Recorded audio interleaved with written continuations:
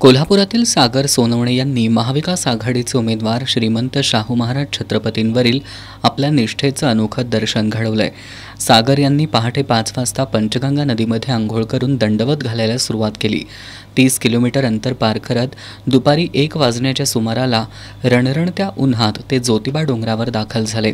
ज्योतिबा देवाचं दर्शन घेतल्यानंतर प्रतिक्रिया देताना सागर सोनवणे यांनी आमदार सतेज पाटील यांचे हात बळकट करण्यासाठी श्रीमंत शाहू महाराज मोठ्या मताधिक्याने विजयी व्हावेत म्हणून दंडवत घातल्याचं सांगितलं। मी कोल्हापूरचा रहिवासी असल्यामुळे मी दंडवत घातलेला आहे। कोल्हापूरची गादीची शान राखण्यासाठी आपण मी घातलेला आहे। कोल्हापूर जनतेने एवढा विचार करायला पाहिजे, 7 तारखेला सकाळी सगळ्यांनी उठून मतदानाला जायला पाहिजे आणि हात चिन्हासमोर बटन दाबून महाराजांनी प्रचंड मताने विजय करायला पाहिजे। बंटी साहेबांची ताकद वाढायला पाहिजे, एवढं माझी विनंती हात जोडून एवढंच आहे। बंटी साहेबांचं विजय असो, शाहू महाराजांचं विजय असो। शाहू महाराजांच्या विजयासाठी रणरणत्या उन्हाची तमा न बाळगता मोठे कष्ट सहन करत सागर यांनी ज्योतिबा देवाला साकडं घातल्याबद्दल डी.वाय. पाटील ग्रुपचे अध्यक्ष डॉक्टर संजय डी. पाटील, मधुरी महाराजे छत्रपती, आमदार ऋतुराज पाटील यांनी सागर सोनवणे यांचा सत्कार केला।